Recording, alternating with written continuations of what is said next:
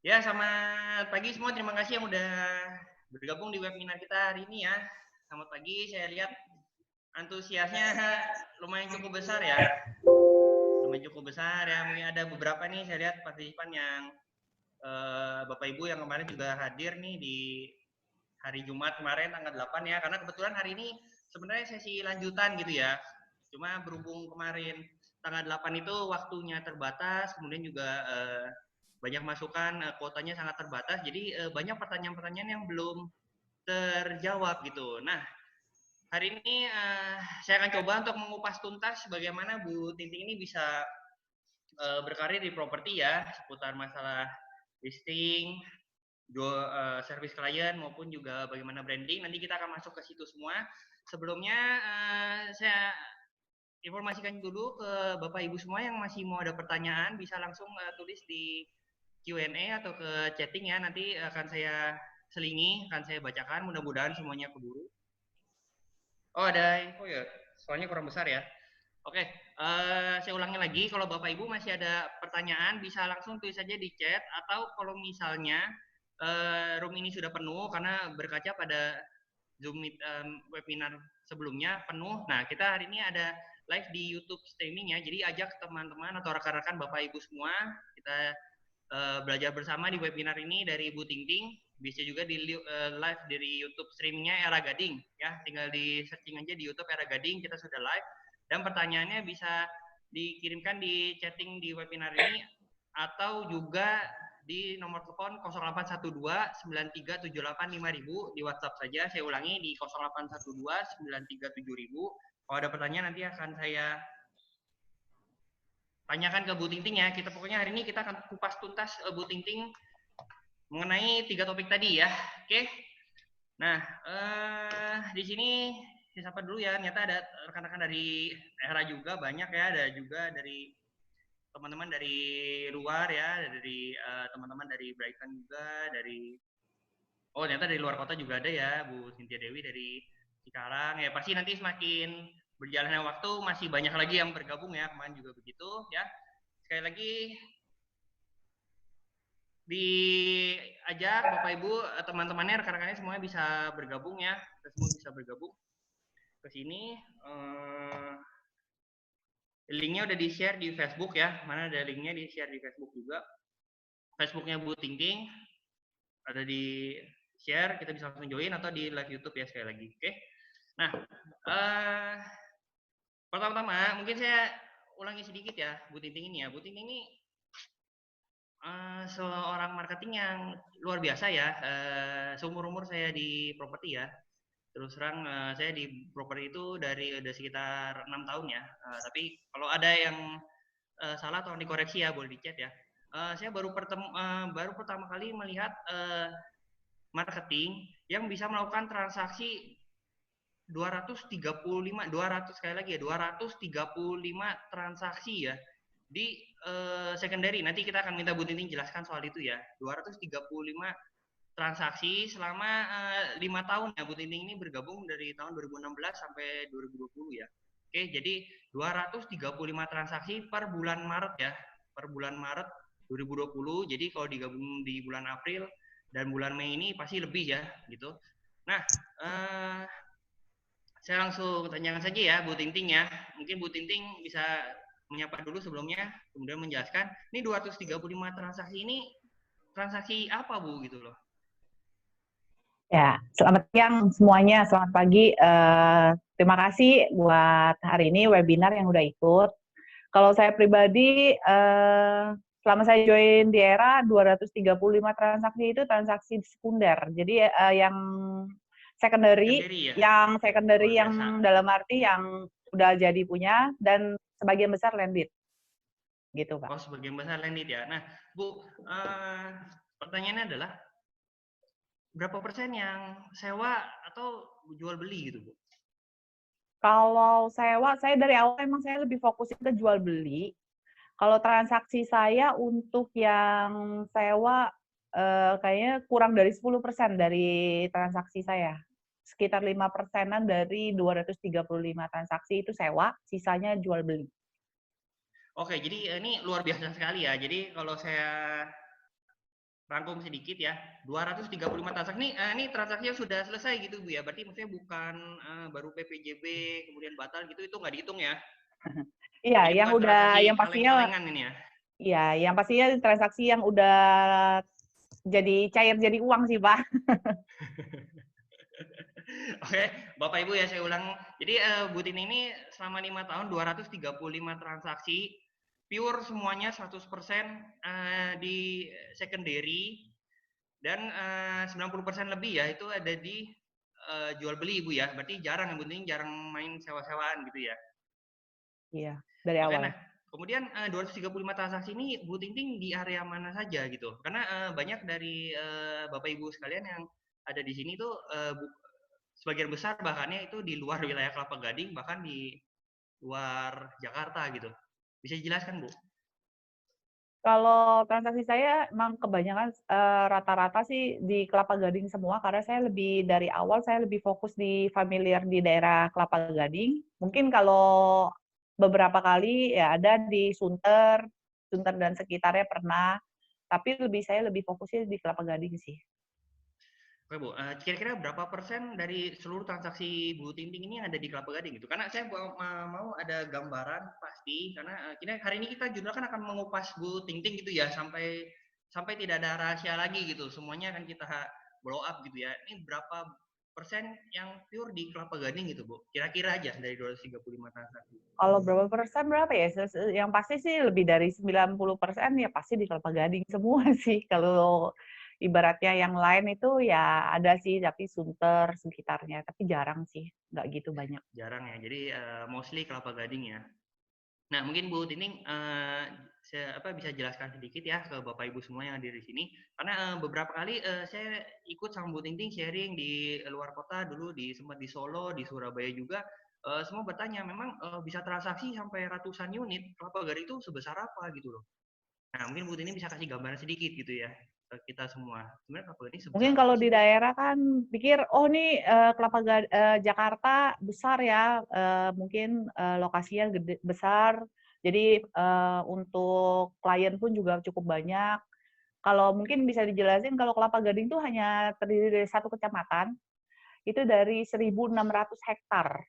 Jadi mungkin orang dari daerah-daerah bisa mungkin kalau buat perbandingan untuk di lingkungan tempat di mana kalian menjadi ini, ya Kelapa Gading itu nggak sebesar yang seperti ini, seperti yang dibayangkan, cuma Kelapa Gading itu sekitar dari satu kecamatan dan 1.600 hektar sih, Pak. Oke, jadi sebenarnya wilayah Kelapa Gading tidak terlalu besar ya, tapi bisa menghasilkan ratusan transaksi untuk Bu Ting ya. Ini luar biasa sekali Bu Ting ya. Oke, sebelum lanjut saya ingatkan kembali ya, mari kita ajak Bapak Ibu, ajak rekan-rekannya semua ikut menonton karena saya lihat ini pesertanya semakin banyak ya. Mungkin sebentar lagi akan penuh, tapi jangan khawatir karena kita juga ada live di YouTube-nya Era Gading, kita live streaming. Kalau misalnya ada pertanyaan bisa langsung di chat, nanti akan saya selingi, akan saya tanyakan ke Bu Tinting karena kita akan mengupas habis semua rahasia Bu Tinting gitu ya. Atau bisa juga di WhatsApp ke nomor saya di 0812 9378 5000, nanti akan saya tanyakan ke Bu Tinting. Saya ulangi 0812 9378 5000. Nanti akan saya tanyakan juga ke Bu Tinting. Pak, Oke. Pak, ini mungkin ada ini komen masuk, suara Pak Dionnya kecil ya, mungkin harus diganti ini ya kali ya, headset-nya atau apa? Coba bentar Saya ya. masih kecil Sorry ya, ya, maaf karena ya.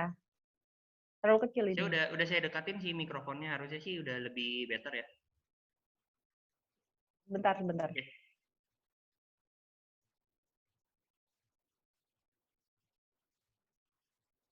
Ya, bisa menghasilkan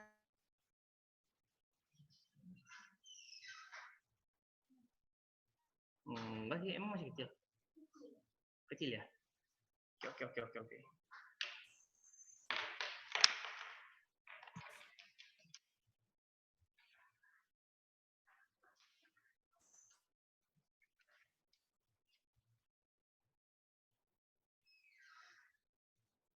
Ya, halo. Ya, Ya. gimana? Harusnya sudah lebih baik ya?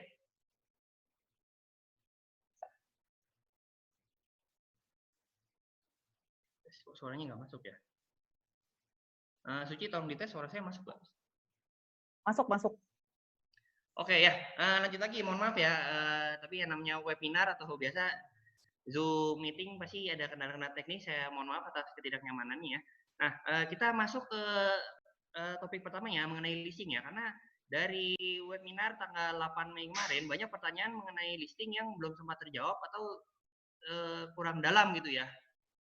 Atau berapa kali Bu Tinting ini sharing di kantor-kantor lain atau sampai keluar kota pun pasti pertanyaan yang paling sering ditanya adalah mengenai listing gitu ya.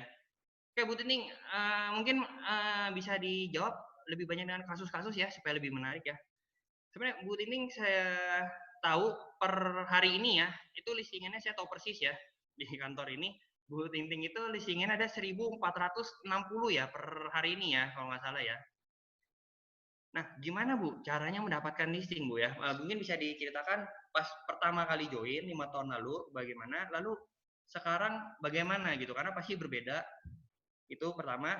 Lalu kedua, mungkin Bu Tini bisa menjawab secara pasti gitu ya, berapa banyak sih Bu rata-rata listingan setiap bulan, dari mana aja gitu? Monggo Bu. Ya kalau misalnya dari listingan saya sih dari awal itu saya seperti yang saya info di webinar sebelumnya, itu listingan saya itu saya dapat dari door to door, saya keliling, saya mencari yang rumah-rumah yang ada tulisannya tanpa perantara. Itu pertama yang saya lakukan. Dengan berjalannya waktu sampai sekarang, jujur saya jarang saya melakukan canvassing. Karena kebanyakan dari lebih ke klien-klien yang datang menitip listingan, entah mereka melihat dari spanduk, entah mereka melihat dari internet, atau mungkin dari klien-klien yang mungkin dikenalin sama klien saya yang lain gitu, seperti itu. Berapa banyak Bu kira-kira listingannya Bu? Kita ambil rata-rata per bulan di masa ini ya, masa-masa Kalau masa sekarang ya, iya sekarang. kalau di per bulan itu tanpa saya canvassing itu sebelum Covid itu sekitar 20 sampai 30 listingan itu klien yang datang ke Wow. saya nitip listingan. Tapi kalau Sehari kemarin itu sempat yang semenjak yang PSBB Covid ini sekitar 15 listingan ada yang klien yang nitip ke saya tanpa saya canvassing sih itu. wah luar biasa ya, karena berarti di masa WFH PSBB seperti ini transaksi pasti banyak menurun, market menurun, tapi listingan tetap banyak klien yang menitipkan listing ke Bu Tinting ya. Ada sekitar 15 listingan kemarin bulan April itu ya. Iya. Oke, nanti kita akan masuk ke situ bagaimana kenapa banyak klien yang bisa menitipkan listingan ke Bu Tinting, karena Bu Tinting sekarang udah jarang canvassing. Kita akan mengupas itu nanti mungkin di bagian branding ya, Bu Tinting bisa jelaskan lagi. Nah, Bu, kemarin ada pertanyaannya dari Pak Edi ya di webinar sebelumnya. Ini Ibu punya 1460 listing gitu. Itu sepertinya agak impossible gitu ya. Gimana cara mengolahnya gitu, Bu? Nah, mungkin Ibu bisa jelaskan ya. Apakah setiap listingan pasti dipasarkan atau pasti diolah atau cuma Ibu tampung lalu didiamkan saja, itu gimana Bu? Coba. Ya, kalau misalnya dari listingan-selistingan saya yang udah masuk, biasa kita, kalau di kantor kita sendiri ada namanya perjanjian jasa pemasaran. Jadi setiap marketing itu akan menulis di di form itu, PJP, dan kita akan lengkapin semua data pemilik, speknya, terus sampai ke foto-fotonya. Nah, biasa itu akan diperbantukan oleh OC, office koordinator yang akan menaikkan semua listingan. Kebetulan saya join beberapa dari website internet yang untuk properti itu lebih dari 2, ya dari di sana jadi kita aktif semua. Jadi kita akan diperbantukan semua. Jadi kalau di kantor kita sendiri pun tugas marketing itu ya lebih ke fokus klien sih sebenarnya. Oke, jadi setiap listingan itu pasti diiklankan minimal lewat portal properti, kurang lebih gitu ya Bu ya? Iya. Ya, nah berikutnya adalah, nah itu kan banyak sekali di sini 1460 ya selama berkarir ya di era ya. Bu, Bu Tining pernah dapat komplain nggak gitu? Komplain-komplain dari penjual gitu itu biasanya kan banyak tuh. Nah kalau Bu Tining listingan sangat banyak, nah bagaimana Bu komplain? Pasti terbayang sangat banyak juga ya komplainnya. Mungkin Ibu bisa ada kasus-kasus atau contoh-contoh Bu dari klien gitu. Kalau komplain, ya pasti ada lah ya kalau maksud saya, tapi sejauh komplainnya masih bisa saya terima, dalam arti kalau penjual bagi saya itu komplain itu luar biasa, maksudnya gini, ada misalnya kayak contoh, satu penjual yang komplain rumahnya dititipkan saya udah berapa lama, tapi belum bisa saya belum terjual. Biasanya kayak seperti itu ya, kebanyakan kalau dari agent ya. Tapi saya akan membuktikan, bagi saya sangat excited begitu ada penjual yang komplain ke saya tentang kenapa rumahnya kok belum kejual ya. Saya akan menunjukkan bahwa, nih Bu, Ibu nitipin saya listingan, itu biasa saya akan udah dipasarkan, entah ke agent, ke kobrok agent lain, atau ke klien, atau ke internet. Tapi saya akan kasih buktinya semua, di mana saya udah bekerja, di mana sebagai marketing saya sendiri sudah bekerja dengan maksimal. Balik lagi kan kalau ibaratnya tinggal pembelinya yang merespon. Kalau pembeli kan biasanya merespon dari harga, lokasi, ya seperti itu. Pasti saya akan bilang, "Pak, mungkin Bapak harganya, eee, terlalu tinggi ya untuk kondisi sekarang." Contoh, dulu pernah saya jual rumah di Akordion itu, dia titipin saya cukup lama, sekitar 2016-an. Terakhir itu saya bisa jual itu di 2019. 2018 itu saya sebenarnya udah transaksi juga, tapi itu batal karena KPR pembelinya ditolak. Oh, Nah, waktu itu dia sempat nanya, "Gimana nih Bu, pasaran gimana?" Segala macam. Saya selalu keep in touch juga. Saya selalu keep in touch sama klien. "Ada penurunan harga nggak Pak? Gimana Pak keadaannya?" Segala macam. Dan saya akan kasih tahu, kalau saya ada kejual di daerah mana, saya biasa akan infokan, "Pak, saya baru kejual loh di daerah sini dengan harga seperti ini. Sepertinya kalau untuk Bapak sendiri mau kejual cepat, nggak mungkin dengan harga seperti itu." Biasanya saya akan memberikan inputan-inputan, dan terakhir sih karena dia waktu itu kepepet juga, dia karena udah harus pindah, dia kondisinya sudah harus berangkat ke Amerika, dia memberi surat kuasa ke anaknya, waktu itu sih akhirnya kejual sama saya juga sih. jadi kurang lebih Gitu, 2 Mbak. tahun lebih sebuah listingan bisa terjual ya waktu itu ya. Iya.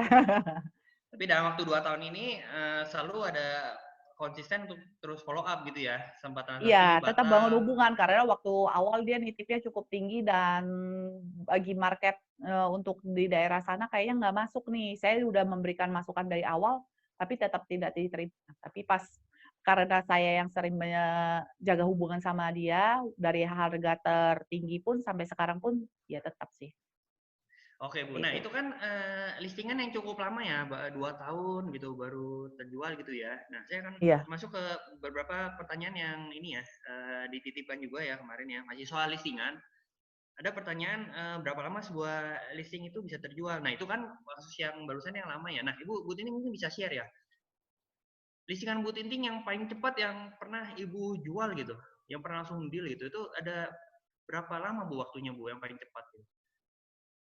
Waktu itu pernah ada listingan saya yang kejual, saya juga nggak nyangka sih bisa secepat itu, penjual juga kaget. Eee, Letaknya di belakang mall di Gading Indah. Kondisinya pagi itu saya ditelepon sama owner, saya nggak tahu owner-nya tinggal di luar kota. "Bu, saya udah mau nitip listingan Bu, di belakang mall speknya." "Ya udah Bu, boleh Ibu info dulu." Eee, Sempat seperti itu, "Ibu info dulu harga segala macam." Oke, saya tahu ini rumah sebenarnya sudah lama dilistingkan, dititip sama agen lain. Waktu itu dia nitip ke dia orang luar kota, dia dapat info dari tetangga-tetangganya, "Mendingan titip Bu Ting Ting aja." Akhirnya dia titip ke saya. Karena saya punya database pembeli-pembeli yang dulu pernah menghubungi saya dan saya tahu ini klien nih sebenarnya belum pernah dapat rumah yang dia mau, dan saya tahu karakteristik klien ini, dia mau rumah yang standar, hitung tanah segala macam, harga range seperti ini. Waktu itu saya follow up, saya hubungin semua klien saya database, bukan satu doang. Waktu itu saya hubungin dan satu berespon. Dan sore itu juga langsung tanda jadi titip di Era, karena kan owner-nya kan di luar kota. Saya bilang, "Bu, ini tanda jadi, ini itu. Ada klien saya udah tanda jadi ya, Bu. Jadi udah di-lock, udah nggak dibuka lagi." Dan sempat penjual itu kaget sih, "Kok bisa sih, Bu, cepet banget dari pagi sampai ini?" Ya saya sih ada data database yang ibaratnya saya tetap akan terbuka untuk kobrok, tapi juga tetap saya akan mem-follow up untuk klien-klien saya. Biasanya saya kerja seperti itu sih, Pak. Oke, jadi Bu Tini bahkan sebelum penjual menitipkan listingannya ke Bu Tini ibaratnya sudah menenteng database gitu ya. Iya. Database kira-kira pembeli mana yang mau ditawar. Nah, transaksi ini apakah saya kemarin itu di Facebooknya Bu Tini kan di masa WFH ini ada sempat ini ya poster ya listingan 4 hari baru 4 hari di listing terjual gitu ya. Iya. Nah, itu gimana Bu? Ya karena konteksnya sekarang kan kita sulit ketemu orang ya, pasti kan ada physical distancing segala macam. Tapi kok bisa ya listingan baru 4 hari sudah langsung terjual? Itu gimana Bu? Itu dari masa PSBB ini, jadi kliennya menghubungin saya, waktu itu kondisinya, dia menghubungin saya lewat spanduk. "Bu, kantor Ibu tutup." "Iya, Pak, saya tutup kantornya." "Kita bisa ketemuan nggak?" Waktu itu karena saya pribadi, karena untuk masa PSBB ini saya akan menseleksi klien-klien, di mana walaupun klien itu menitip listingan, saya akan seleksi dulu kira-kira ini listingan bisa saya jual dalam waktu cepat atau enggak. Tapi kira-kira kalau misalnya dalam waktu cepat, owner-nya kira-kira butuh uang dan bisa diajak kerjasama, ya pastinya saya akan, tetap langsung ketemu. Tapi kalau kira-kira misalnya harganya sangat di luar ekspektasi, di luar jangkauan bisa kejual cepat, ya saya akan pending, tapi tetap saya akan follow up by phone, by WA. Nah, waktu itu dia titip rumah di belakang mall lagi, di Kelapa Gading, di Gading Indah. Dia titip, dia pertama dia nggak mau kasih saya spek segala macam. Cuma waktu itu, kita range waktu hari Sabtu, karena dia masih kerja. "Hari Sabtu ya, Bu," segala macam, "ketemu di rumah yang akan di itu." "Oke, Pak." Terus saya waktu itu malamnya, sebelum mau ketemuan, saya cuma bilang, "Pak, boleh nggak Bapak kasih saya dulu speknya sama fotonya, mau tampak depan nggak apa-apa, tapi kurang lebih saya ada gambaran, saya ada bisa buat kasih ke klien saya yang mana, jadi biar cepat aja sih, Pak," gitu. Saya waktu itu mencoba mendiskus gitu ke penjual. Penjual memberi saya spek segala macam lewat WA waktu itu. Jadi Jumat malam saya by WA, Sabtu pagi jam 9 saya ketemuan sama owner. Sebelum ketemuan owner, di Jumat malam itu saya langsung mem-broadcast ke grup agent juga, bahkan ke klien-klien saya. Saya bilang, "Bu, ini ada rumah lumayan," karena menurut saya ini sangat saya bisa jual. Saya nggak tahu dari masa SBB ini saya bisa kejual berapa lama, saya nggak nyangka, tapi saya cuma hanya waktu itu berpikir, "Ini saya bisa kejual nih, saya fokus nih," segala macam. Waktu itu saya janjian sama owner jam 9, jam 10 saya janjian lagi sama klien, siang saya janjian lagi. Jadi di 4 hari berturut-turut itu saya bawa klien terus. Klien saya mau ada dari klien agent lain pun saya tetap akan bawa juga, saya terbuka untuk kobrok. Dan waktu itu di hari keempat dari titip listingan itu kejual. Ya saya sih kaget juga sih, maksudnya ini kondisi seperti ini bisa ya? Oh ternyata ada loh, daya belinya ada, asal ya harganya juga yang masuk akal. Sebenarnya itu harga dibilang murah banget, tidak juga, karena, saya berdasarkan data pembanding saya, tapi karena saya tahu ini, klien-klien lama saya yang masih membutuhkan rumah di sana, dan saya akan menunjukkan, "Nih, ini loh, kelebihannya rumah-rumah ini jarang ada loh, karena kebetulan depannya tembok, lebih enak gampang parkir," segala macam itu saya tekankan ke pembeli. Oh, luar biasa ya. Berarti mungkin insight juga ya buat kita semuanya. Bu Tining sharing barusan, justru dalam masa-masa seperti ini saya tangkap ini Bu Tining menjadi lebih mudah untuk mengidentifikasi klien mana yang kira-kira serius bisa dikejar atau listingan mana yang bisa segera dijual dan pembeli mana yang serius gitu ya, karena praktis nggak semua pembeli dan penjual sekarang bergerak gitu ya, jadi hanya Iya. benar-benar yang serius yang bergerak gitu ya. Tapi Bu Tining seketika ada listingan yang bagus gitu itu nggak keberatan untuk kobrok Bu, atau di Iya. keep sendiri gitu, itu gimana menurut Ibu? Enggak sih, bagi saya, seperti Pak Dion dari awal saya bergabung di Era Gading, saya selalu dibilang, "Yang mana yang bisa cepat kita deal-in, ya kita deal-in." Jadi prinsip saya, yang mana yang saya cepat bisa deal-in, ya saya deal-in sampai sekarang. Bahkan mau kobrok satu kantor rame-rame pun ya saya enjoy aja karena saya mengejar unit transaksinya. Seperti itu yang saya lakukan sih. Oke, jadi lebih ke unit transaksi ya, transaksi Iya, berapapun, kobrok atau nggak kobrok, yang penting komisinya bisa standar, proses seperti apa, yang penting cepat, dan bisa deal itu kunci utamanya ya. iya. Oke, mungkin itu menjawab ya. Jadi Bu Tini ini pernah transaksi listingan baru pagi dititip, sore atau malamnya sudah terjual pernah. Ada juga listingan yang sudah 2 tahun lebih baru terjual juga pernah gitu ya. Nah, Bu, pasti Bu Tini banyak sekali listingan ya. Banyak ada listingan-listingan yang Bu Tini sudah jalanin antar klien, ternyata terjualnya lewat agent lain gitu, atau ownernya nggak jadi jual atau jual ke saudaranya, nggak melalui Ibu, karena kita tahu di Kelapa Gading ini kebanyakan open listing gitu ya. Nah itu Iya. gimana Bu? Ibu pasti down ya, udah jalanin terus ternyata kejualnya lewat agent lain gitu. Nah itu Ibu gimana? Ya, awal-awal saya jujur aja, awal-awal saya jadi agent, saya mengalami proses-proses seperti itu sih. Perasaan down, transaksi batal, bahkan ada kliennya yang juga curang atau apa, itu banyak banget. Awal-awal saya join itu, lumayan itu membuat dampak saya, wah kayaknya maksudnya perasaan down itu lumayan cukup ini, tapi saya hanya keinget satu yang saya reminder sampai sekarang. Pak Dio selalu bilang, jangan melihat selalu kegagalan, jangan kita melihat ke belakang, tapi coba lihat fokus ke depan. Mungkin kalau maksudnya jangan menyia-nyiakan waktu dengan kita membuang karena satu transaksi yang sudah pasti lewat, sudah tidak bisa kita selamatkan, dibanding kita harus membuang lebih banyak lagi ke depannya, mungkin ke depannya kita bisa lebih jangkau lebih banyak lagi. Ya itu sih selalu yang reminder saya sampai sekarang. Oke, Jadi jadi untuk kegagalan pun bahkan yang membuat saya, ya udah, batal, ya udah mungkin saya hari itu mungkin saya melo atau down atau gimana, tapi saya berusaha bangkit. Bagi saya ya kesulitan saya satu hari itu ya udah sehari, besok saya harus bangkit lagi, saya nggak boleh kalah karena saya harus tidak boleh membuang waktu. Bagi saya ya satu hari itu ya bagi saya waktu yang berharga, ya seperti oke, itu sih. kita tahan dulu di situ Bu ya, karena kita akan bahas mengenai transaksi batal atau kegagalan dalam bertransaksi ya, karena ada beberapa pertanyaan masuk juga dari Bu Cynthia Dewi, dan juga ada pertanyaan titipan juga dari kemarin, kita akan masuk situ. Nah sebelumnya Bapak Ibu banyak yang baru bergabung juga, saya ucapkan selamat datang. Mari kita ajak juga rekan-rekan yang lain supaya bisa mengikuti webinar ini. Kalau ada pertanyaan bisa langsung dituliskan di chat atau bisa WhatsApp saya di 081293785000.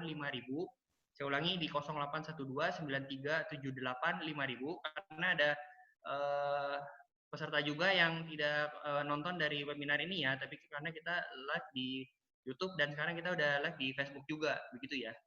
Nah, luar biasa sekali Bu Titing. Nah, tadi soal listing kita akan masuk ke pengalaman-pengalaman ini ya, pahit ya. Ya, kalau jadi marketing itu ada suka dukanya. Nah, kita kalau sukanya semua orang udah tahu ya Bu Ting ya, transaksinya banyak, bisa income-nya miliaran gitu ya. Nah, sekarang kita akan bahas soal dukanya ya, mengenai transaksi batal ya. Pasti Bu Ting banyak bukan pernah ya, tapi banyak gitu ya transaksi yang udah deal, harga udah oke, penjual setuju harga, pembeli setuju, unitnya bagus gitu, ternyata batal gitu ya. Itu pasti banyak ya. Nah, Bu Tinting bisa ceritain Bu beberapa kasusnya atau contohnya, terus gimana Ibu dealing with situation gitu. Contoh kasus mungkin waktu itu saya pernah transaksi di Januari Asri. Itu tepatnya saya tahu ini penjual waktu itu menitipkan ke saya butuh uang cepeting segala macam karena saya ada hutang segala macam. Waktu itu dia penjualnya cukup tua waktu itu. Saya ketemu segala macam dan saya fokus. Saya pikir saya harus bisa kejual rumah ini karena harganya cukup bagus dan lokasinya juga banyak cukup digebarin. Waktu itu saya bawa klien segala macam, saya intent banget mau dari klien agent lain maupun dari klien saya pribadi. Nah, kondisinya pas itu ada incoming call dari spanduk saya di rumah lain, dari lokasi lain, yang saya coba alihin ke sini. Karena budgetnya cukup dan dia sesuai dengan ekspektasi saya nih, sesuai ekspektasi pembeli ini. Jadi saya bawa singkat cerita deal, tanda jadi waktu itu. Sudah tanda jadi, kita janjian sama Pak Dion juga waktu itu memutuskan untuk, jadi pembeli ini akan menebus sertifikat itu di koperasi. Sebelumnya kita cek dulu kelengkapannya, oke benar emang ada. Waktu itu di Inkopal kita ketemuan janjian sama pembeli dan penjual untuk menebus sertifikat. Bayangkan, saya juga nggak nyangka di hari itu juga penjual itu mukanya agak bingung sebenarnya. Dia pertama kali bingung segala macam. Entah berapa lama, kalau saya nggak salah ingat itu kejadiannya jadi penjual ini didatangin sama saudaranya, kakaknya kalau nggak iya benar kakaknya, ngomong, "Ngapain jual rumah ini? Udah saya aja yang ambil," segala macam. Singkat cerita mereka ngomong sendiri di luar, penjual itu balik lagi ke saya. Waktu itu kita lagi nunggu antrian untuk menebus nih sertifikat. Jadi seperti itu kondisinya, pembeli juga sudah datang, penjual ngomong ke saya, "Ting, kakak saya mau ngambil rumah ini, saya nggak jadi jual deh," segala macam. Waktu itu saya jujur saya down banget, pembeli ada, bayangkan bisa pembeli datang, kondisinya kita sama-sama mau menebus sertifikat itu, harganya kayaknya utangnya lumayan cukup besar waktu itu, ratusan juta bahkan 1 sampai 1 M-an, saya juga agak lupa. Tapi waktu itu saya kaget sih, saya kaget, saya panik, ya ini juga ya, cuma saya coba bujukin lagi penjual, penjual tetap nggak mau karena dia jujur dia sudah ada berumur juga dan dia rada takut sama keluarganya. Terus dia bilang, "Saya nggak bisa ini nih Ting, gini-gini, sorry deh, nanti ini deh, nanti duitnya saya balikin." Duh Bu, bukan masalah duit balikin doang, Ibu kan tahu pembeli udah arrange waktu, ini pembeli dari luar kota loh Bu, waktu itu orang Medan pembelinya. Datang ke sini untuk spesial mau nembus sertifikat Ibu loh, kita udah atur waktu semua. Dia tetap nggak mau, dia kabur, penjualnya akhirnya membatalkan, saya coba menjelaskan pembeli, pembeli bilang, "Gimana sih begini-begini?" Pembeli agak muka kecewa, terus dia bilang, "Ya udahlah kalau nggak mau, ya udah nggak apa-apa, yang penting tanda jadi saya dibalikin, plus sama penaltinya sama ya, dibalikin juga," segala macam. Udah saya kejar, ke penjual waktu itu, sempat akhirnya nggak berapa lama dari itu kejadian itu penjual balikin tanda jadi, benar, tapi yang dipermasalahkan sekarang jadi satu, penjual, untuk mengganti biaya, pergantian waktu itu sekitar 25 juta, saya ingat banget. Saya ngubungin penjual nggak ada respon, dihubungin nggak bisa, didatengin ke penjual berkali-kali, saya ketok-ketok ke rumahnya, sama Pak Dio juga udah kayak debt collector, datengin penjualnya, karena pembelinya nggak mau tahu. Pokoknya nggak mau tahu. Kalau saya batalin juga kamu juga saya juga kena hilang kan, hangus. Kamu yang harus tanggung jawab. Pokoknya dia menuntut agen yang harus tanggung jawab, agen yang harus tanggung jawab. Di sana saya jujur, saya benar-benar kepikiran juga gitu loh. Maksud saya, ya saya tahu, saya kasihan juga sama penjual, posisinya dia juga emang nggak ada duit, dia bilang dia digantungin terus sama kakaknya yang katanya tadinya mau beliin rumahnya. Tapi sementara pembeli tuh ngepusin saya terus, setiap hari saya ditanyain, "Gimana duitnya, pembatalannya gimana?" Sambil saya jujur, saya down juga, transaksi ini juga satu pihak batal, satu pihak lagi saya harus mengganti duit ganti ruginya. Waktu itu kita nggak putus asa, kita, surat dari kantor juga dilayangkan ke penjual untuk membayar ganti rugi, surat pertama, surat kedua nggak ada respon. Waktu itu akhirnya kita inisiatif, dari pagi, siang, sore nggak ada penjual juga nggak pernah datang ke rumah. Oke, kita datangin waktu itu malam kondisinya jam 8 ke atas. 8 malam kita datang, kita ketok-ketok, akhirnya direspon.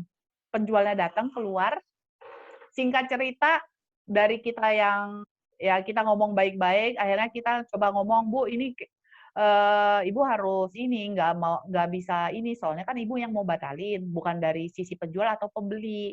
Dari agen juga saya serba salah, saya juga nggak bisa ibaratnya berdasarkan ini, saya sebagai agen harus berada di tengah. Intinya apa yang disepakati di awal ya kita harus ikutin." Singkat cerita ya dia bayar. Tapi nggak situ aja, saya cuma pikir gini, Pak Dian cuma waktu itu memberi encourage. Saya inget banget itu kejadian pertama kalinya saya transaksi 10 unit dalam 1 bulan.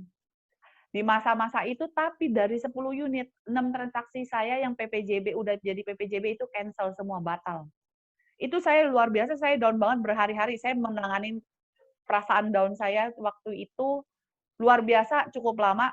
Tapi saya keinget yang saya bilang, remind saya untuk saya sampai sekarang saya pegang, Pak Dian cuma bilang, "Nggak usah ngelihat yang 6 transaksi batal." Saya bilang, "Pak, tapi kan lumayan Pak, itu kalau dihitung duit ya lumayan sih Pak duitnya." Saya bilang gitu waktu itu. Cuma Pak Dian bilang, "Jangan menghabiskan waktu dengan 6 transaksi yang sudah batal, tapi fokus ke depan fokus ke depan. Kamu nggak tahu, eee, apa yang kamu tabur sekarang, ya akan kamu tuainya nanti di bulan-bulan depan." Oke, saya cuma waktu itu, "Ya udah ya, tapi, bantu saya ya, bantu saya." Waktu itu saya cuma bilang seperti itu. Saya coba lagi saya coba lagi, tawarkan ke pembeli saya yang batal tadi, ke rumah-rumah, "Pak, ini ada rumah yang di sini loh, ini loh sekarang." "Oke, kita lihat ya, kita atur waktu." Saya janjian sama dia waktu itu siang-siang. Singkat cerita, rumahnya itu padahal kalau misalnya orang Chinese, apalagi Medan kan mungkin tanda kutip nomor 4 itu sangat pantang ya. Waktu itu saya ingat banget saya jual nomor 4. Saya bilang, "Tapi nomor 4 loh, Pak." Saya kaget jawaban dia. Dia cuma bilang apa, "Nggak apa-apa nomor 4, semua juga diiniin. Entar saya tambahnya besi," katanya gitu, maksudnya tidak bisa mati gitu, kalau orang Hokkien bilangnya ya. Waktu itu, ya singkat cerita sih nge-deal juga. Saya, excited banget, saya cuma ingat seperti itu, jadi saya pikir walaupun transaksi saya batal, saya akan harus bisa mengejar transaksi-transaksi lain. Entah klien itu besok-besoknya nanti jadinya jodoh sama saya, ya saya bersyukur aja, tapi kalau enggak pun, ya saya harus fokus ke depan, seperti itu sih. Oke, jadi itu salah satu cerita kasus transaksi batal ya. Memang pasti ada proses down-nya dari dalam namanya manusia pasti bisa ngedown ya. Saya ingat betul waktu itu Bu Tinting ya sampai jam 9 malam ya ketok-ketok rumah penjual minta duit dendanya gitu ya. Karena di satu sisi harus tanggung jawab dengan pembeli, luar biasa sekali ya. Namun pada akhirnya tetap bisa deal juga, pembeli bisa mendapatkan rumah yang diinginkan. Ini luar biasa. Saya tahu waktu itu transaksinya cukup sulit ya. Tapi saya yakin itu bukan transaksi paling sulit yang pernah Bu Tinting Mhm. alami gitu ya. Nah, ada pertanyaan juga dari sahabat baiknya Bu Tinting ya, Bu Bernadette Christy. Bu, transaksi apa sih yang paling sulit gitu? Jadi, misalnya harus memilih kira-kira satu transaksi yang paling sulit yang dialami dari sekian ratus transaksi sama ini. Transaksi apa Bu yang paling ini ya, diingat gitu? Ya transaksi sih sebagian pasti ada ya ada yang lancar, ya lancar aja, ada yang ini hambatan, ada aja. Waktu itu yang mana ya? Mungkin saya cerita yang transaksi saya yang awal-awal join saya di Era, baru 1 tahunan lah, baru transaksi saya ya mungkin ya nggak sampai se sebanyak ini. Itu transaksi saya luar biasa, bagi saya itu mungkin membekas juga ya di Padion ya, untuk klien saya sendiri ya, itu jujur saya sampai sampai sekarang, bahkan itu klien satu komplek sama saya lagi, satu rumah, satu komplek rumah. Itu, eee, Jadi tetangga dia sekarang Bu ya, mengklaim ini. ah? Oh iya, terjadi tetangga, Pak. Jadi transaksi itu sebenarnya nggak ini ya, cuma saya tahu ini pembeli itu luar biasa. Dia keliling semua agent, bahkan dia lebih tahu rumah-rumah yang mau saya bawa pun dia udah tahu semua. Kalau asal saya nawarin, "Bu, ini ada yang barang baru, Bu." Dia udah tahu. "Bu, ada barang baru." Udah tahu. Waktu itu kondisinya saya baru dapat titipan listingan dari owner. Dan saya pikir, ini nggak banyak agent yang pegang nih, karena rumahnya kondisinya tersewa waktu itu. Kondisi tersewa, "Bu, ada nih, Bu, baru." Terus dia bilang, "Ini di mana, Bu?" Wah, nih kayaknya belum lihat nih dia. Udah, saya janjian. Waktu itu saya nggak janjian sih. Waktu itu saya kondisinya lagi di luar kota. Waktu itu saya di Jepang. Waktu itu saya minta tolong Pak Dion ya, mendampingin untuk mensurvei. Untuk mensurvei, lumayan. Waktu janjian survei pun dia semau-mau dia janjian jam berapa, dia datang 1 jam atau 1,5 jam ininya, begitu saya kan nelpon-nelpon tuh walaupun saya kondisinya masih di luar kota, saya nelpon lewat WA call, nggak diangkat-angkat. Sementara Pak Dion bilang, "Gimana nih kliennya jadi apa enggak?" Saya jujur saya nggak enak juga minta tolong Pak Dion, sementara ini klien di mana nih keberadaannya, nggak tahu singkat cerita dia lagi di motor, katanya kehujanan. Dia malah lebih galak, dia bilang, "Saya kehujanan, Bu." "Ibu kenapa?" Nelpon-nelpon. "Lah, Ibu janjian jam berapa, Bu?" Segala macam. Udah singkat cerita dia udah ngelihat ngelihat, saya tahu nih luar biasa kliennya, tanda kutip kalau agent bilang cukup detail, cukup mungkin ya resenya juga ada, ya ya seperti itulah kliennya ya, jenisnya. Waktu itu kliennya, mengajukan penawaran. Kondisinya saya lagi di luar kota, dia mengajukan penawaran dan saya mencoba menghubungkan ke penjual. Penjual naik turun, akhirnya ngedeal, kita bikin PPJB, waktu itu nunggu setelah saya pulang, pas itu nggak berapa lama saya pulang, kita bikin PPJB di kantor, udah. Dia ceritanya, ngambil pakai KPR, orang bank pun juga ngomong, "Ini lumayan ya, Ci, ya, lumayan ribet ya orangnya ya, bandinginnya ini banget, bawel banget, ginilah segala macam." Udah, saya tetap jalanin segala macam, udah cukup nih transaksi udah selesai, oke. Udah AJB, udah.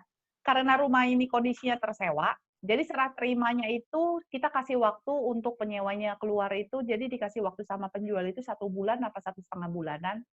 Pas serah terima, itu luar biasa. Bagi saya tuh, ini ya, kayak saya dicecer orang ya, dicecer orang yang luar biasa, bahkan sampai jam tengah malam pun saya bisa dihubungin dia. Jam 11 malam saya ditelepon-telepon, diteror gitu. Dihubungin, dia bilang, rumahnya itu dia komplain, satu, dia bilang, rumahnya itu banyak coretan. Saya bilang, "Bu, kan waktu survei itu juga ada coretan-coretan, segala macam." "Enggak, saya kan beli ini." Akhirnya penjual ngalah, di-chat-in lagi, rumahnya dibagusin lagi di-chat. Dia bilang, dia komplain lagi, dia komplain masalah apa namanya, kompor gas kotor banget. "Bu, Ibu kan beli rumah second ya, Bu, ya? Nggak mungkin juga minta tolong penjual bersihin rumah itu ya, segala macam. Itu kan seharusnya dipel segala macam, tugasnya agent." "Oh, maaf Bu, tugasnya agent saya cuma mempertemukan antara penjual dan pembeli. Kalau Ibu ini kan Ibu kan juga tahu ini rumah second," segala macam. Waktu itu dia komplain-komplain saya, terus sampai akhirnya jujur saya sempat dimasukkan ke Facebook Era Indonesia, dibilang, saya maksudnya after service saya tuh sangat jelek banget. Walaupun awalnya saya masih naungin terus, naungin dalam arti, "Oh ini Pak, ini, pintunya nggak ada kunci, dia minta ganti." Waktu itu penjual ngalah, ya udahlah beli, "Bu, ini penjual harga segini." Waktu itu dia malah nego, penjual kan bilang, "Bu, saya udah cek, gagang pintu itu 70.000." Sama pembeli minta saya, "Bu, bilang penjual 100.000 aja udah." "Bu, ini kan bukan tawar-menawar ya, Bu, ya, dia mau gantiin gagang pintu, Ibu mau nggak? Kalau mau ganti 70.000, masa saya minta lagi 100.000?" Wah, pokoknya bener-bener luar biasa. Waktu itu sempat saya sampai ngedown, sampai gimana, naungin dia, saya cuma bercandain, "Bu, Ibu kan lagi hamil ya, Ibu nggak boleh marah-marah loh. Entar kalau marah-marah anaknya jadi emosional." "Enggak, saya nggak marah." "Ya Ibu jangan marah-marah saya terus," saya gituin. Waktu itu saya cuma bercandain.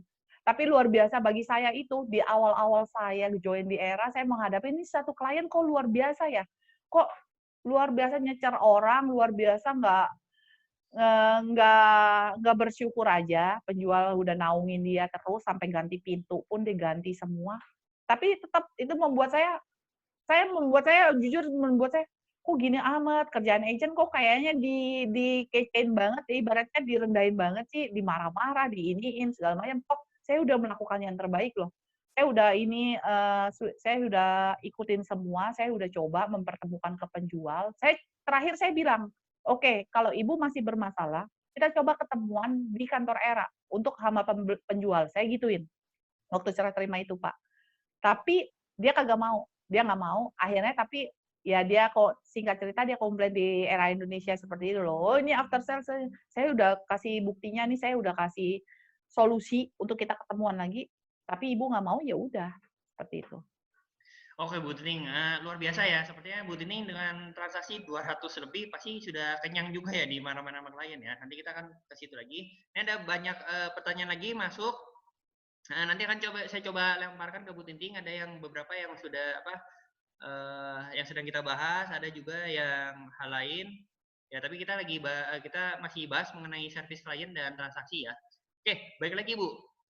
Bu Tining ini banyak sekali marahin ya atau ketemu klien yang tipikalnya agak rewel dan galak gitu ya. Mungkin Bu Tinting bisa kasih tips ya ke kita semua ya. Gimana sih Bu caranya menghadapi klien yang galak gitu? Kadang-kadang terus terang marketing itu bahkan nggak dipandang ya, gitu loh. Mungkin Bu Tini bisa kasih tipsnya gitu. Ada kasus atau kejadian apa Bu Tini bisa cerita? Awal-awal mungkin kalau saya diomelin, mungkin saya bisa malam-malamnya saya melo, saya bisa sampai nangis. Tapi kalau jujur, kalau sekarang saya ngadepin klien yang luar biasa seperti itu, yang luar biasa tidak menghargai jeripaya agent, biasa saya selalu saya akan ingin dalam arti saya akan ngomong dengan sopan, tapi saya akan tegas. Contoh kasus ya Pak ya, waktu itu saya ada transaksi di belakang mall, saya tahu ini ibu luar biasa, eee, luar biasa saya tahu ibu ini lumayan luar biasa cukup maksudnya kalau kita salah sedikit aja dia bisa nyecernya luar biasa, dia bisa bener-bener sampai berhari-hari. Waktu itu saya kobrok, saya pegang pembeli, eee, dalam hal apapun pokoknya dia mempermasalahkan misalnya, "Ini kamu salah nih Bu, ini," nyecer orang terus nyalain nyalain nyalain waktu itu. Nah kondisinya waktu itu, eee, kita janjian jadi, udah, di belakang mall waktu itu saya jual di Puan, saya kobrok sama agen lain, transaksi terjadi, akad, pas akad notaris salah baca di blok NB, NC, cuma seperti itu doang. Dari situ buntutnya panjang, dari situ buntutnya panjang, saya lagi nemenin dia mau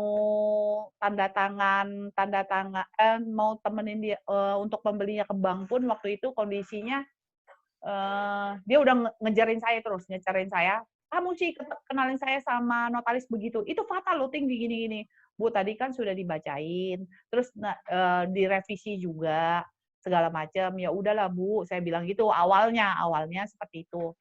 Udah dong, saya pikir udah selesai dong, masalahnya udah selesai, saya tahu nih tipe ibunya. Setiap hari dari sono, sore, besoknya, kan nggak langsung serah terima kondisinya rumah itu. Sudah serah terima pun dia masih ngejarin saya. Waktu itu kondisinya bangun tidur jam 6 pagi, saya ngelihat WA, panjang banget itu dia marah-marah terus membahas tentang yang notaris yang saya rekanin katanya salah baca, itu nggak profesional lah, segala macam lah, kamu jadi agent gimana lah, gini-gini. Waktu itu saya cuma jawab gini, "Bu, kan notaris juga udah minta maaf ya, udah direvisi juga," saya bilang gitu. Eee, "Sorry ya Bu ya, kalau Ibu menurut Ibu saya nggak profesional atau saya nggak baik melakukannya untuk ke Ibu, saya minta maaf kalau saya ada melakukan kesalahan," saya bilang gitu.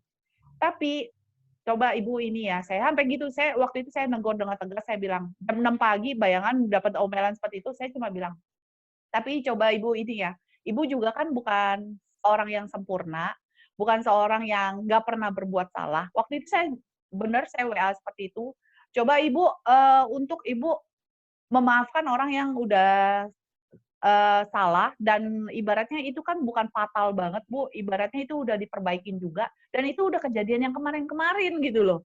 Dan Ibu masih nyecerin saya sekarang. Kalau menurut Ibu saya masih tidak memberikan pelayanan servis saya yang terbaik ke Ibu, saya minta maaf.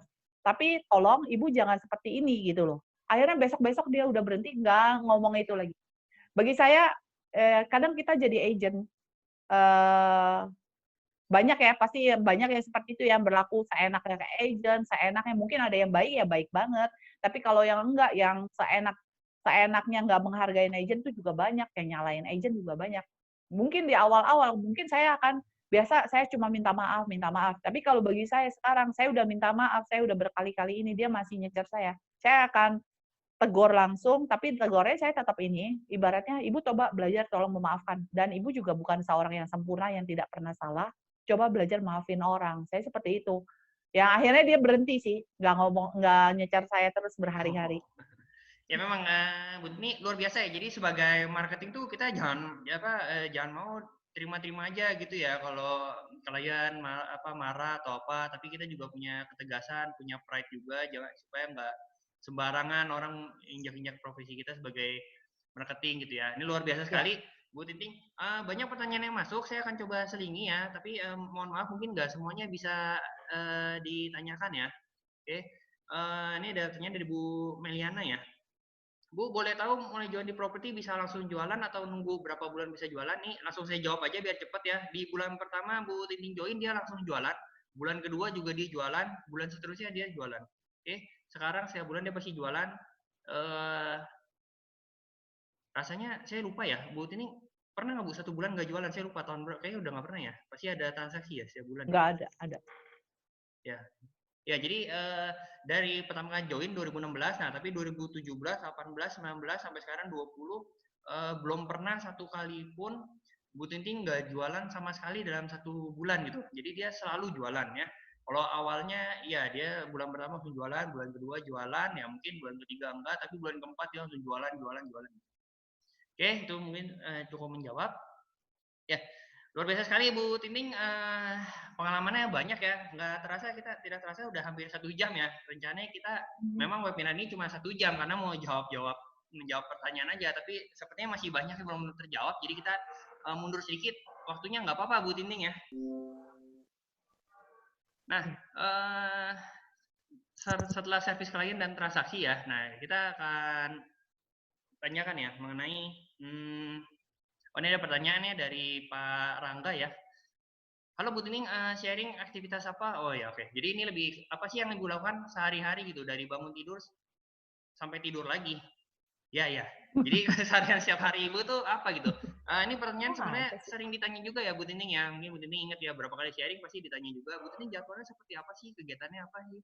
Tapi nggak apa-apa mungkin Bu Tining bisa jawab.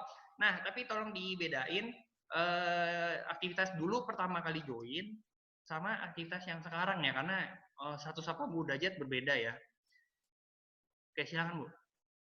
Kalau aktivitas apa, saya sih bukan orang yang terstruktur yang harus bikin ini. Tapi yang mana, tapi tetap saya akan usahakan selalu di tiap hari itu saya membangun klien, terus saya lihat misalnya ada listingan-listingan kira-kira ini yang bagus nih, hot nih segala macam yang kira-kira saya bisa tawarkan ke klien saya, biasanya saya lakukan seperti itu sih. Ya sisa dipenuhi seperti itu sih, bangun klien, hubungan segala macam. Nah, mungkin kalau masa-masa sekarang ini ya, kan ketemu klien relatif berkurang ya, nggak seperti biasa ya. Saya tahu betul Bu Ting masa-masa sebelum COVID, dia setiap kali weekend ya, atau Jumat ya, Jumat Sabtu Minggu itu dia pasti pagi, siang, sore sampai malam itu dia ngantar terus klien gitu, ngantar full. Jadi jadwalnya udah full ngantar klien, yang nggak kebagian pasti akan depending ke hari berikutnya atau minggu berikutnya gitu ya. Tapi masa-masa sekarang pasti cenderung berkurang, nanti banyak di kantor. Nah, cuma yang saya mau gali adalah pas pertama kali Bu Tining, kita tahu Bu Tining pertama kali itu join marketing bukan marketing full time ya, gitu loh. Nah, Bu Tining bisa share juga supaya kita di sini Bapak Ibu yang mungkin yang masih baru, marketing baru, jadi punya bayangan ya. Dulu Bu Tining juga saat merintis karir seperti apa, mungkin bangun pagi jam berapa, kemudian ada kerjaan lain, kemudian baru bisa aktif di properti mulai jam berapa, apa yang dilakukan gitu loh mungkin pas awal ya. Kalau saya join, saya biasa saya kerja dulu di perusahaan keluarga. Biasa saya setiap hari waktu itu saya bangun misalnya jam 4 pagi, saya mandi karena waktu itu saya pergi sama keluarga saya sama kakak saya, kondisinya tempatnya macet, jadi kita harus pagi-pagi udah harus jalan. Waktu itu jam 5 harus jalan, berarti jam 4 saya bangun, jam 4-an, jam 5-an lewat saya jalan. Seperti itu yang saya lakukan. Entar pulang ke daerah di Kelapa Gading, sekitar pulang tuh siangan jam 1, entah jam 1, jam 12. Seperti itu yang saya lakukan. Biasa saya langsung ke ERA. Waktu itu kondisinya kan saya masih baru part-time di ERA, waktu awal-awal saya gabung. Tapi saya tetap harus, saya pikir, saya ibaratnya mungkin banyak orang ya berpikir maksudnya, oh marketing itu bisa dikerjakan di rumah, mungkin kita tidak usah ke kantor. Ya mungkin kalau PSBB sekarang ya benar, emang benar, bisa kita lakukan di rumah segala macam. Tapi bagi saya akan lebih efektif kalau kita kerja itu dengan nuansa di kantor. Untuk secara spirit segala macam itu pasti akan kebantu banget. Jadi bagi kalian maksudnya untuk semua ya rekan-rekan ya, maksudnya mungkin berpikir, kan kita nggak digaji, nggak usah ke kantor segala macam, salah. Kalau kita fokus di kantor, pasti kita akan lebih fokus, jujur aja lebih fokus. Entah kita ini, oke di kantor kita nggak ngapain ya, kita akan buka handphone, kita akan ngechat klien, kita akan cari listingan. dan fokusnya kerja. Tapi kalau kita di rumah, kita pasti akan sambilan apa, mungkin ada yang sampai nonton drama Korea segala macam, itu nggak akan efektif, nggak seefektif kalau kita kerja di kantor. Oke, jadi penting ke kantor ya karena lingkungan dan suasana kerjanya berbeda gitu Bu Tinting ya. Iya. Oke, Bu Tinting juga saya highlight juga barusan dibilang jangan juga kita sebagai marketing merasa oh kita nggak digaji, nggak perlu ke kantor gitu. Itu mindset yang salah ya Bu Tinting ya. Karena Iya. kalau misalnya sudah seperti Bu Tinting ini pasti dia nggak akan mau digaji gitu ya, karena komisinya jauh lebih besar dari gaji gitu. Oke, itu pertanyaan nanti mungkin ada beberapa pertanyaan lagi ntar akan saya coba selingi ya. Nah, berikutnya kita masuk ke topik berikutnya mengenai branding atau pemasaran gitu ya. Ada pertanyaan masuk ya, ini Bu Tini media pemasarannya apa yang paling efektif ya? Ini biasa yang jawab aja Bu, biasa yang jawab. Semua media pemasaran dilakukan oleh Bu Ting ya. Kalau portal properti apa, semua portal properti yang bisa dilakukan pasti Bu Ting masukin gitu ya. Spanduk juga pasti semua dipasang segala macam gitu. Jadi nggak ada media pemasaran paling efektif, tapi semua media dilakukan oleh Bu Ting. Nah mungkin Bu Ting bisa share aja pengalamannya ya, Bu gimana kalau misalnya pasang gimana kalau spanduk Ibu dicopot orang atau udah capek-capek kita dapat listingan, kita pasarkan, ternyata mungkin ada marketing lain yang tanda kutip ambil database gitu ya atau niat nggak baik. Nah itu bagaimana Ibu menyikapinya? Saya ada contoh kasus di belakang mall lagi, waktu itu rumah hook. Jujur itu bagi saya itu, makanya saya selalu percaya kalau kita benar, berkat itu akan ngikutin. Jangan sekali-sekali kita mencoba nih mau ngakalin, mau copotin spanduk agen lain, mau mencari celah yang ibaratnya tanda kutip yang nggak benar gitu. Waktu itu kondisinya saya sampai ingat banget, saya sempat down juga ya, kenapa kenapa spanduk agen lain nggak dicopot, spanduk saya doang. Waktu itu saya sempat waktu kondisi yang melo, saya suka nanya Pak Dion, "Pak, saya kan nggak kayak gituin orang, ngapain sih orang kayak gituin saya?" Saya sering pertanyaan itu awal-awal sering, saya lontarkan ke Pak Dion.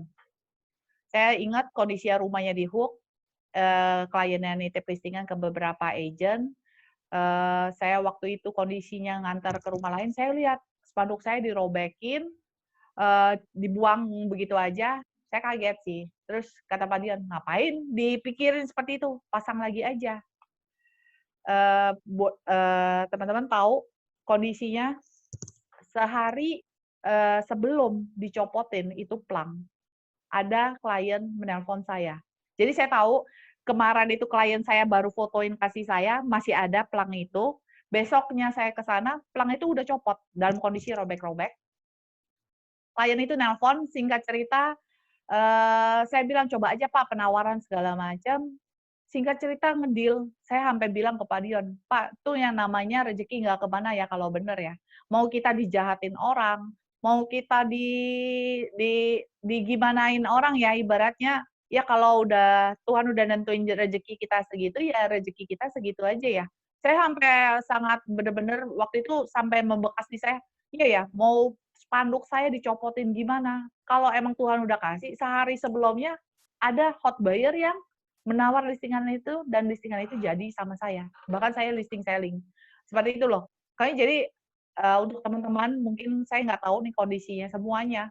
Ya mungkin kalau kita ngerasa ya down karena kondisi seperti itu, ya maju aja terus, kayak ingat Pak Dion selalu bilang, maju aja terus sampai makin kita mau dijatuhkan orang, makin kita harus buktikan bahwa kita harus lebih lagi dari sekarang. Itu yang saya selalu pegang, makin kita mau orang nih mau kita jatuh, orang mau kita ibaratnya sampai tiarap, tapi kita harus makin naik lagi, ibaratnya kayak bola, makin dilempar dia akan mantul lagi lebih tinggi lagi, seperti itu sih.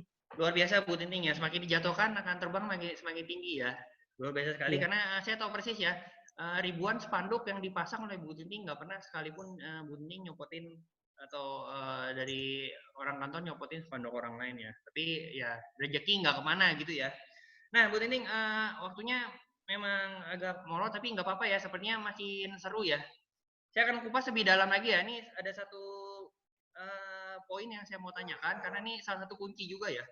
Saya tahu persis Bu Tini ini sangat ahli ya, sangat jago gitu. Saya bilang sangat ya. Jadi bukan cuma jago, tapi dia sangat sangat sangat jago untuk membantu negosiasi klien gitu. Oke. Nah, saya minta Bu Titing share dong gimana Bu? Saya tahu ada satu transaksi klien nyari rumah 1M, kok bisa akhirnya tuh pembeli dealnya rumah 3M Bu? Nah itu, tolong Bu di sharing Bu. Oh iya, kalau waktu itu pernah di webinar yang sama Pak Darmadi ya, pernah share ya, maksudnya ini awal klien cari rumah listingan 1M, sudah mau ngedilan, dia sudah mau ketemuan penjual, penjualnya naikin harga lagi, akhirnya pembelinya nggak sreg, saya alihin lagi. Waktu itu saya kondisinya saya coba nih, "Pak, Bapak kan mau KPR, coba Bapak bisa cek keuangan segala macam." Saya info-info update sama orang bank, "Kira-kira keuangannya masuk nggak ya dengan budget hampir 2M?" "Masuk, Ci." Bayangkan dari awalnya budgetnya 1M-an lebih, saya alihin ke 2M, 2M-an lebih. Kebetulan dia udah tanda jadi waktu itu titip ke Era, kita janjian di hari weekend untuk ketemu penjual, penjualnya batalin lagi, karena katanya dia dapat pembeli yang lebih tinggi. Itu jujur saya nggak enak, ada perasaan, aduh kok apes banget sama saya lagi gitu loh, maksudnya kok batal lagi, apa kesannya nanti agennya yang nggak bener atau apa. "Oh maaf ya Pak, bukannya saya ini segala macam gini-gini ini." Ya udah, saya coba cari lagi untuk klien saya ini yang budgetnya 2M-an, tapi nggak ada barangnya dia mau. Spesifikasinya nggak ada, saya coba lagi, saya ngomong lagi, kontak lagi orang bank yang waktu itu sudah dia kasih data, "Bu, kira-kira kalau keuangannya 3M-an masuk nggak ya, Bu?" Saya seperti itu, saya nanya ke orang bank, singkat cerita orang bank bilang, "Masuk masuk, Bu. Masuk, Ci, keuangannya dia sangat bagus, sebulan dia seperti itu."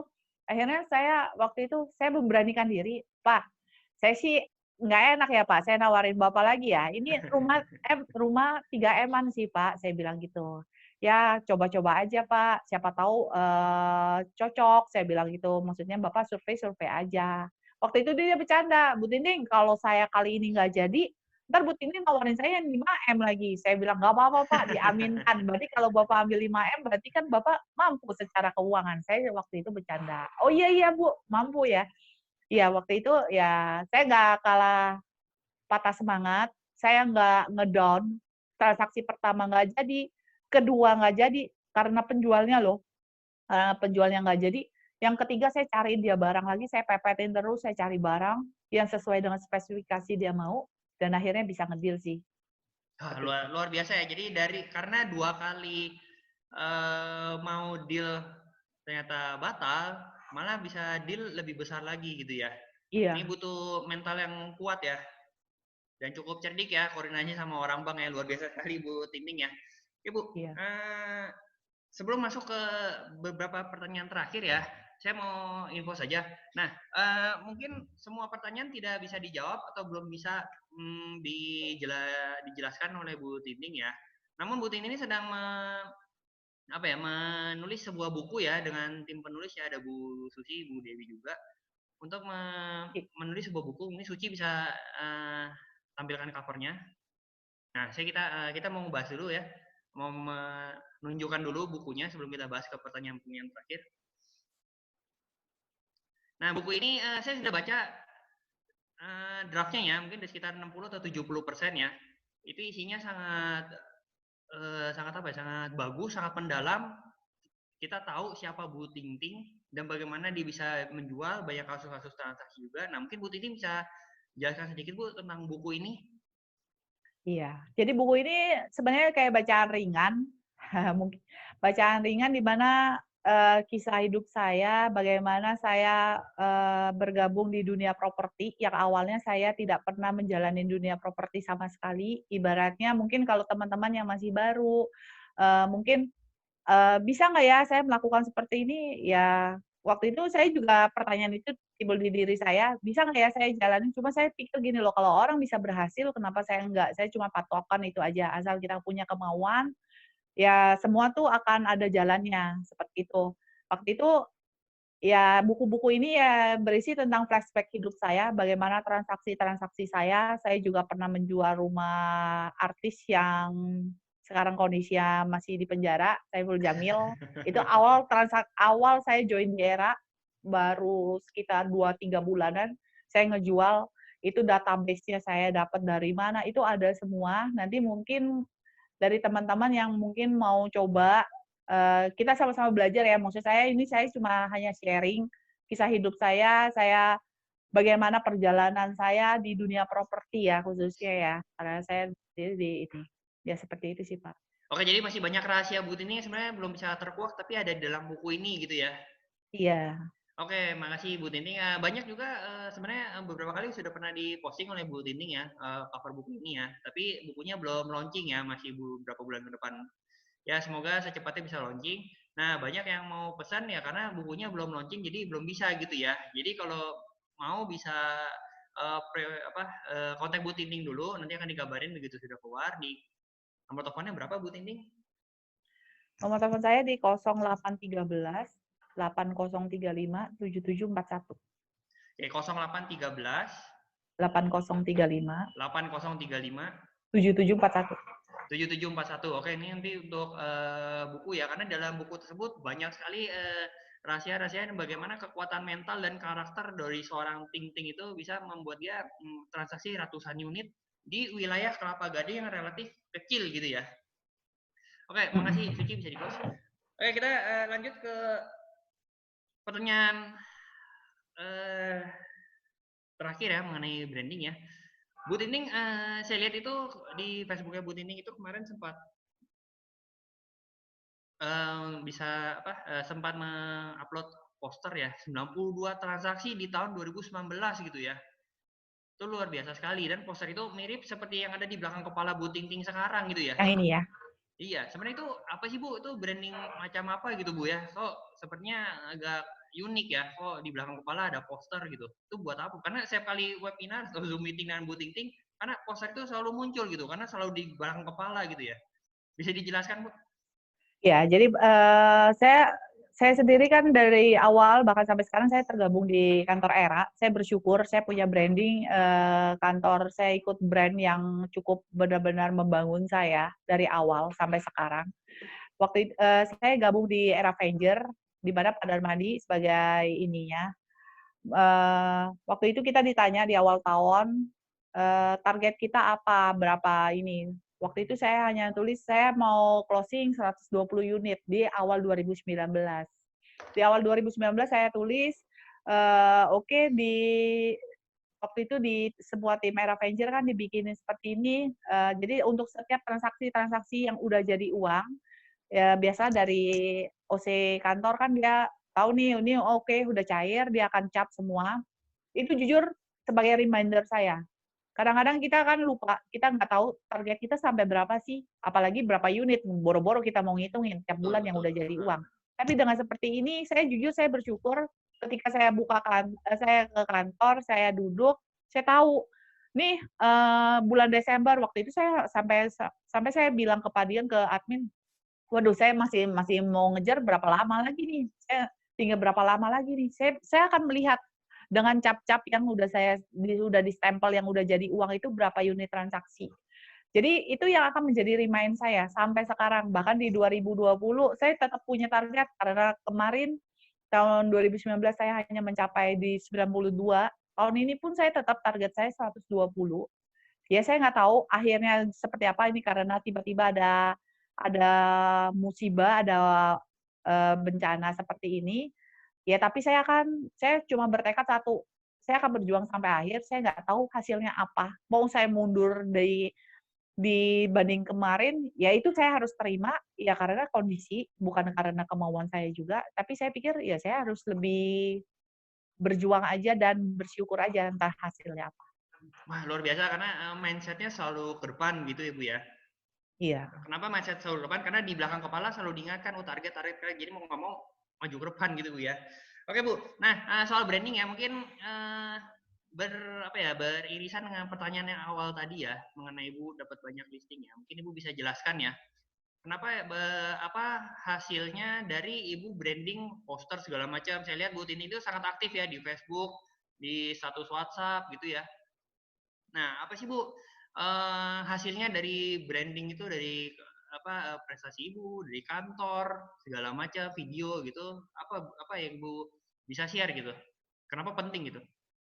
Ya, kalau branding itu bagi saya penting ya, terutama, dukungan kantor untuk kita segala macam itu sangat penting. Karena kalau satu orang segala sesuatu kalau dikerjain sendiri sama yang dikerjakan tim itu hasilnya pasti akan beda, itu nggak akan bisa dibohongin. Bagi saya branding, misalnya support dari kantor itu sangat penting. Kenapa? Kita nggak bisa kerjain sendiri, marketing udah cukup sibuk dengan transaksi, dengan komplainan klien, dengan segala hal yang teknis-teknis juga, seperti itu. Branding itu sangat penting karena apalagi terutama di masa-masa sekarang, eee, orang melihatnya dari mana kalau nggak dari media online, dari hasil branding-branding kita, hasil pencapaian kita. Yang saya dari awal yang tadi dibilang, penitipan listingan saya itu hasil dari mana? Ya hasil dari branding, dari spanduk saya, dari hasil yang saya capai, dari hasil yang, "Oh ini, dari mulut ke mulut, 92 transaksi tahun lalu," segala macam, akhirnya saya dititipin, dipercayakan listingan-listingan, seperti itu sih, Pak. Wah, luar biasa sekali ya itu kekuatan dari branding ya. Nah, sebelum kita masuk ke pertanyaan terakhir ya, saya ingatkan lagi untuk buku Bu Tinting, Saya Like a Lady, itu kalau misalnya mau pre-order, karena bukunya sudah hampir rampung ya, tapi belum launching. Kalau mau pre-order bisa kontak Bu Tinting di nomor 0813 80357741. Saya ulang di 0813 80357741. Mungkin sebagian besar dari kita semua tahu nomor telepon Bu Tinting ya, atau bisa lihat di sosial media Bu Tinting itu nomor telepon Bu Tinting bertebatan gitu ya. Oke, oh mau ditulis ya. Oke, tolong Suci bisa bantu ditulis sih di chatting nomor telepon Bu Tinting untuk pre-order bukunya. Jadi ketika launching nanti bisa diinfokan kemudian gitu ya. Oke, Bu Tinting, kita ternyata sudah lewat sekitar 20 menit dari waktunya ya. Mungkin ini pertanyaan terakhir aja ya, Bu Tinting ya. Oke. Mhm. Uh, Bu Tinting ini banyak sharing dimanapun gitu ya. Kita tahu ya, sharing di kantor-kantor properti ataupun di depan forum, webinar, bahkan sampai berapa kali keluar kota ya, sempat ke Bandung, ke Jawa Tengah, Jawa Timur gitu ya, diundang ya. Saya tahu persis ya, mungkin saat sharing Bu Tinting juga nggak mendapatkan uh, apa ya materi atau bayaran gitu ya. Tapi kenapa Bu Tinting selalu mau sharing gitu? Karena saya ingat waktu dulu di Solo, saya ingat ya harus mengejar penerbangan pagi, jadi jam 4 udah harus berangkat ke bandara. Tapi hari malam sebelumnya jam 10 malam Bu Tinting masih di kantor dealing dengan klien gitu loh. Itu kan luar biasa ya, kerja keras yang luar biasa gitu. Nah pertanyaan saya adalah kenapa Bu Tinting mau tetap sharing gitu, membuat buku di webinar gitu loh? Apa nggak takut ilmunya nanti di copy sama orang Bu, ditiru kemudian ada orang bisa menjalankan lebih hebat lagi gitu Bu? Ya, bagi saya, ya dari awal saya prinsip, kalau kita tuh semua masing-masing itu ada rezekinya, ada yang ngatur kalau kita bener. Tapi saya lebih ke saya tujuan saya mau jadi berkat aja. Dari sharing saya menyemangatin, mungkin di saat ini apalagi kondisi sekarang mungkin ada yang patah semangat dalam arti, eee, mungkin ada yang terkena korban PHK atau apapun, saya nggak ngerti kondisi keuangan masing-masing teman-teman. Saya juga pernah mengalami masa seperti itu karena saya cuma tujuan saya satu, saya diberkatin, saya mau membagi sharing aja. Ibaratnya saya mungkin nggak memberi dalam hal materi atau apapun, tapi saya hanya memberi apa, support, bahwa saya ini bisa loh, kalau saya bisa, berarti semua itu pasti bisa. Kalau saya bisa dulunya mulai dari minus, bukan nol, saya mulai dari minus sampai bisa saya seperti sekarang, berarti semua teman-teman seharusnya bisa.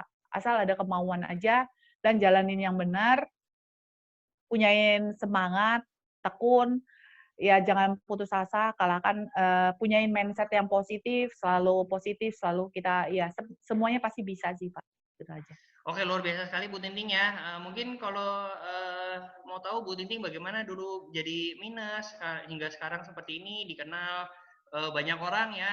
Bu Tinting tidak akan menceritakannya sekarang ya, tapi Bapak Ibu semua bisa memesan bukunya pre-order sekali lagi saya ulangi 0813 80357741 untuk pre-order bukunya, di chat juga sudah ditulis ya.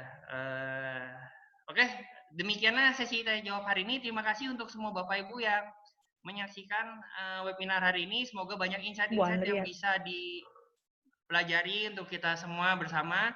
Ditunggu webinar berikutnya dari Bu Tingting karena Bu Tingting akan Ya, melakukan makasih ya. collab dengan Pak Raymond ya. Ya, dan juga beberapa narasumber lainnya ya untuk sharing-sharing ilmu dengan topik yang berbeda. Terima kasih Bu Tinting untuk narasumber Itu kita hari ditanya ini. tuh harganya belum tahu. Harganya belum tahu, yang pasti ekonomis lah ya. Ekonomis. Beli kalau belinya Ya. banyak gitu ya Bu Tinting ya. Oke, terima kasih buat Bu Tinting sharing hari ini. Terima kasih juga buat Suci, host kita yang mengadministrasikan webinar hari ini.